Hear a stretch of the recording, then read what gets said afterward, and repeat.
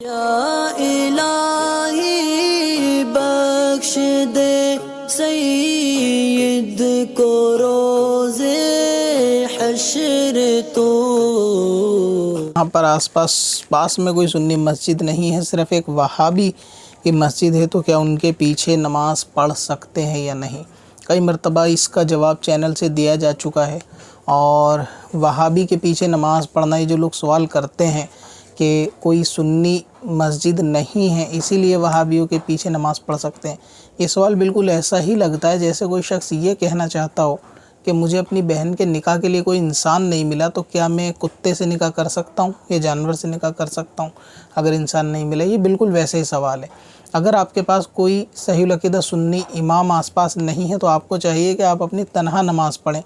اگر ہر شخص کے پیچھے نماز ہو جائے گی تو شرابی اور عورت کے پیچھے بھی نماز ہو جائے گی، اور نماز کا دور و مدار فقط یہ نہیں ہے کہ کوئی بھی نیت باندھ کے کھڑا ہو اور اس کی امامت میں آپ نماز پڑھ لیں۔ امام کے لیے الگ شرائط ہیں، اس کے اندر عقیدوں کا صحیح ہونا، ایمان والا ہونا بھی شرط ہے۔ لہٰذا کہیں اگر ایسا ہے کہ بد مذہب امام ہے کہ اگر آپ کو لگتا ہے وہ عقیدے کے طور سے سنی نہیں ہے تو پھر اس کے پیچھے نماز درست نہیں ہے۔ لوگوں کا ایک نظریہ یہ ہوتا ہے کہ اگر ان کی آپسی رنجش ہوتی ہے امام کے ساتھ، یا ان کے گھر کا کوئی مسئلہ ہوتا ہے، ان کے والد کا مسئلہ ہوتا ہے، یا خود کی کوئی ذاتی لڑائی ہوتی ہے، تو اس کے پیچھے نماز پڑھنا چھوڑ دیتے ہیں کہ ہمارا ذاتی مسئلہ ہے اس لیے نماز نہیں ہوگی۔ اور جہاں نبی کریم کا مسئلہ آتا ہے تو وہاں یہ اپنی رائے دیتے ہیں کہ سب کے پیچھے نماز ہو جائے گی، وہابی ہو یا کوئی بھی بد مذہب ہو، چاہے قادیانی ہو، کوئی حرج نہیں، نماز ہو جائے گی۔ تو نبی کی عظمت والی بات آتی ہے تب ان کو وہ توہین نہیں دکھتی، تو اس امام کو جو ہے نا امام بنانے کے لیے راضی ہوتے ہیں۔ لیکن ذاتی مسئلہ آتا ہے تو پھر ان کی انا کا مسئلہ ہوتا ہے کہ پھر وہاں اس کو امام نہیں بناتے کیونکہ ان کی ذاتی اس سے لڑائی ہو چکی۔ تو یہ چیز ایمان کی علامت کو دکھاتی ہے کہ بندے کے دل میں ایمان کتنا مضبوط ہے، جبکہ سرکار نے فرمایا کہ تمام چیزوں کی محبت سے زیادہ غالب بندے کے دل میں میری محبت ہوگی تب جا کے وہ کامل ایمان والا ہوگا، اس سے پہلے وہ ایمان والا نہیں ہو سکتا۔ تو جہاں اپنے رشتہ دار خاندان کی اگر امام سے لڑائی ہو، آپ اس کے پیچھے بھی نماز پڑھنا چھوڑ دیتے ہیں، جبکہ محبت گھر والوں کی ہوتی ہے۔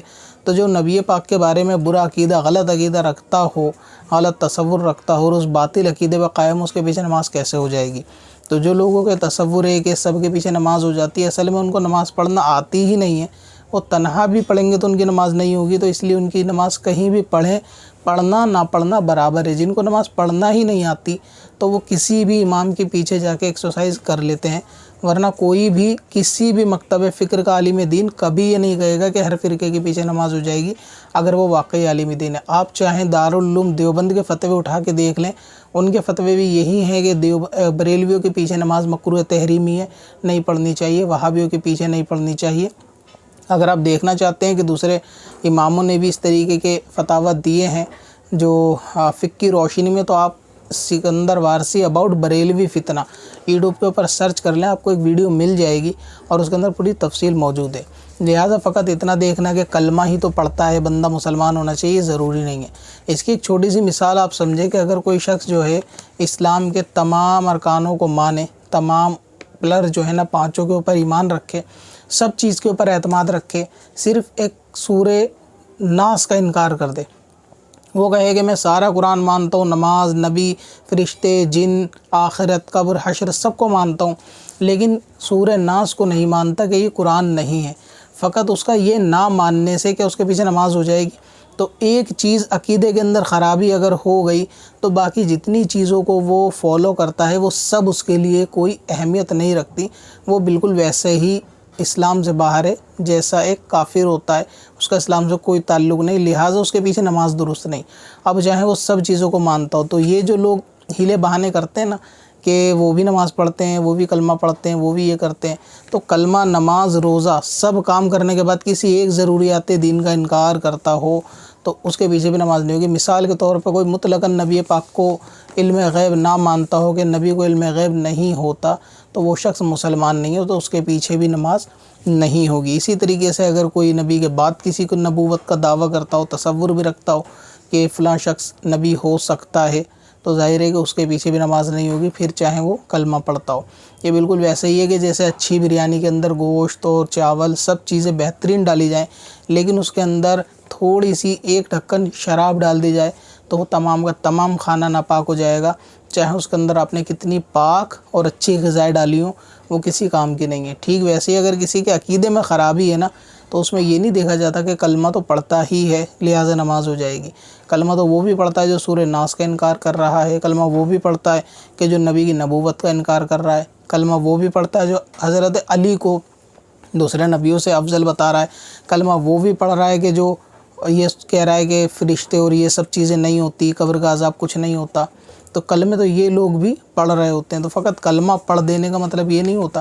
کلمہ پڑھنے کا مطلب ہے کہ کلمے کے دائرے کے اندر تمام ان ضروری احکاموں کو ماننا بھی ضروری ہے. کلمے سے مراد فقط یہ نہیں کہ 2 لائن پڑھنے سے کوئی بندہ مسلمان ہوگا.